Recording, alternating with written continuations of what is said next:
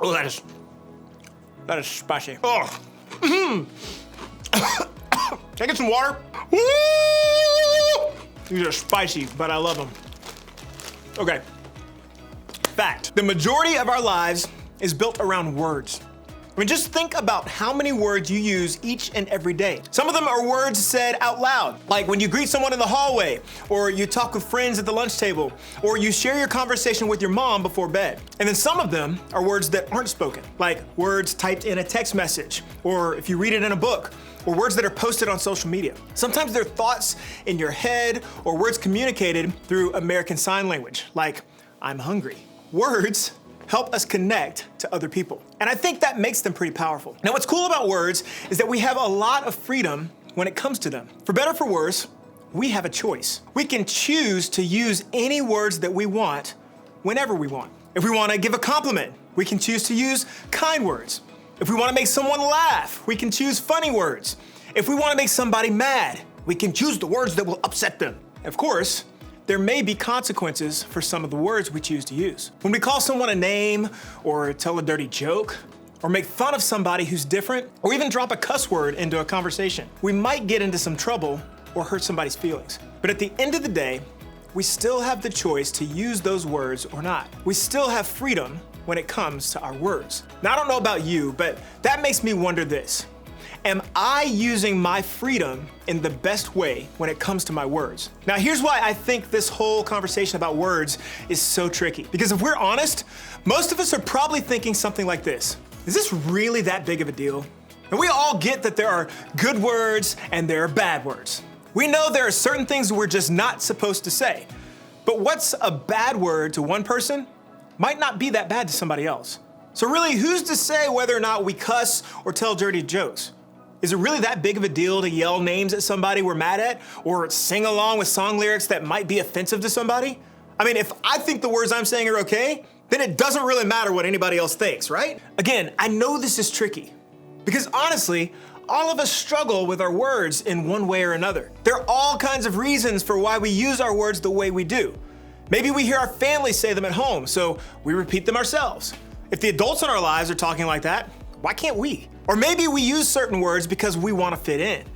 Everyone else is saying them, and we think saying them ourselves will help us be accepted and included. Or maybe we think it's okay to use certain words because they make people laugh.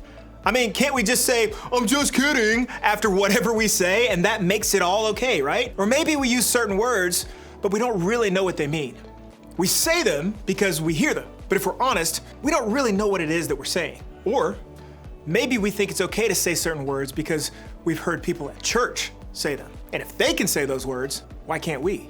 Well, here's what I would say to all of that. I think we're focusing on the wrong things. See, it's not really the words themselves that are the biggest problem. I think it's the way we use those words that gives them power. To show you what I mean, I've called 4 friends and asked them each to read a sentence for us.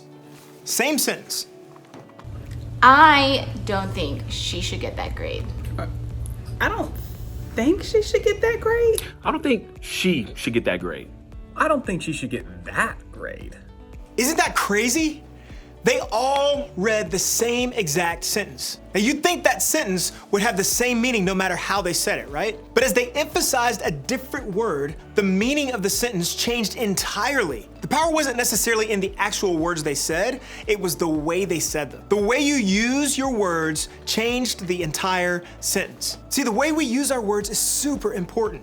We have so much power when it comes to our words. That name you called your sister last night? Maybe it's not that bad a word, but you knew it would really hurt her feelings.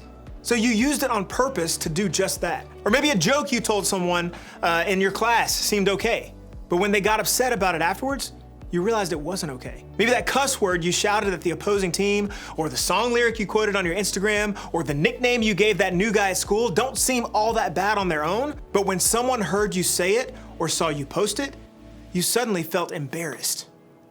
That's because you realize the words have power. They have the potential to harm or to hurt or to offend somebody else. Knowing our words have power means we recognize the impact they can have on both others and ourselves. The words we use can hurt someone else, Even if they don't tell you, or even if you don't mean to, someone could be hurt or offended by the words you say. And when you say something without thinking or even meaning it, you're allowing people to have an opinion about who you are. They're forming what they think about you based on the words they hear you say. See what I mean? Our words actually do have a lot of power. And that's why we need to think about what we say and why we say it. Well, thankfully, we can find some help on understanding the power of our words in the Bible. We're gonna take a look at a book called James. It was written by, yes, a guy named James. And what's interesting about James is that he was actually Jesus' half-brother. That means he got an up-close and personal look at the way Jesus himself lived his life. So when James wrote about the power of our words, I think we can trust his judgment. Here is what he had to say. In the same way, the tongue is a small thing that makes grand speeches, but a tiny spark can set a great forest on fire. And among all the parts of the body, the tongue is a flame of fire. It is a whole world of wickedness, corrupting your entire body. It can set your whole life on fire, for it is set on fire by hell itself. Whoa, whoa, whoa, whoa, whoa, whoa, whoa. That's a little dramatic, right? Well, think about the power of words here. Everybody has an opinion about the words we say. So in order to really get his point across, James chose really dramatic language and really harsh words that would get our attention. And honestly, it worked. Words like fire and wickedness and hell itself really have me listening. And if you're anything like me, those words may make you a little uncomfortable. Some of you may even feel that the word hell is a cuss word. I think it's safe to say that James was pretty serious about the words he used here. So what exactly is his point? Well, I think James wanted us to know just how powerful our words really are. Now, we all know that the tongue is a tiny part of the human body. This is weird, but I actually have kind of a like replica tongue here. You know, it's like, I don't know. It looks really real. Like, look at this. Isn't that gross? Terrible. Now, it may not be a body part we think a whole lot about. I mean, it's kind of gross and it's weird looking, but from that small, strange looking part of who we are can come a lot of destruction. Even the smallest spark, the smallest word, has the potential to start a fire so big and bad that it takes over our whole lives. With just one word, we have the ability to bring destruction and devastation. I don't know if any of you have ever seen the damage a fire can cause. I actually used to be a firefighter myself, so I've seen it. You can imagine probably how big and bad and terrible it is. I've seen fires reduce even the strongest structures and the most beautiful landscapes to nothing but ash and rubble. And a lot of times, that destruction causes permanent damage that we can't undo. You know what this reminds me of? Toothpaste. Well, actually, something my youth pastor showed us when I was in my youth ministry. Now, I know this is a bit of a mouth-themed conversation between the toothpaste and the tongues, but just stay with me. Now, this toothpaste, super happy in its tube. Look at the happy little toothpaste. It's just waiting to be used when we need to brush our teeth, right? And when we use toothpaste in the right way, it's super helpful and good for us. But what about when you don't use it in the way it's meant to be used and like you get all crazy and careless with it, right? Like it can be a huge mess. I mean, look at this. Toothpaste everywhere. We'll just keep on going. And it isn't helpful to anybody at that point. So we can fix it. Let's just put it back in the tube. We can get it in there and maybe just, maybe if I take the brush and try to stick that in there and I could just, I don't know, return the paste back to how it was before, right? Happy, it's helpful. Honestly, getting the toothpaste back into the tube, it's impossible, right? No matter how hard I try, I can't get it back how it once was. So what's my point? Well, this tube of toothpaste is just like our words. When they haven't been spoken, they have the potential to do a lot of good, like when the little bit of toothpaste was placed on the toothbrush. But when our words come out with anger or with frustration or without thinking, well then it's just like this mess of toothpaste all over the place. The paste came out, but it can't be put back in. When hurtful and mean and disrespectful words come out of our mouths, they can create harm and hurt that's permanent. Just like the toothpaste, once the words leave our mouths, we can't take them back. Our words matter.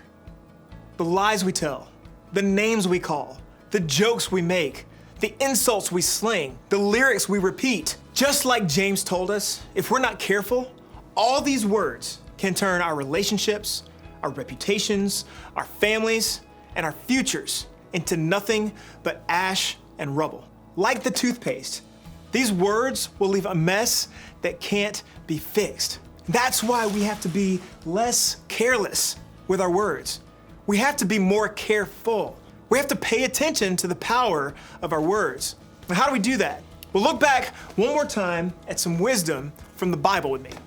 In the book of Psalms, we find a lot of prayers and songs written by a guy named King David. And this prayer specifically is one we can use for ourselves when it comes to our words. Take control of what I say, O Lord, and guard my lips. So if we know our words have power, then we have to ask God for help in using our words well. We have to work on guarding our tongues and mouths so that the words that come out of them aren't words that start fires. Words that turn the things and people we care about into ash and rubble.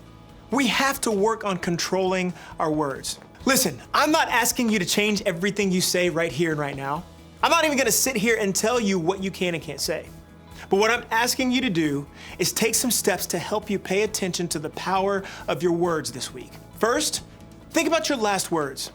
Look at your last 10 text messages, or the last few comments you left on social media, or the last few songs you listened to, or even the last several things you said to your close friends or family. Then ask yourself, what's the power in these words?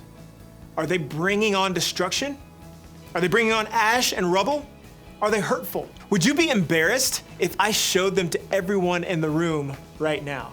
If the answer to any of that is yes, then you need to pause. You need to ask God for forgiveness and help in guarding your words more wisely going forward. Maybe you even need to ask for forgiveness from the person you said the words to. Part of paying attention to the power of our words means recognizing when we're using them in ways that are hurtful to other people. So start there. Then take a step to make a change.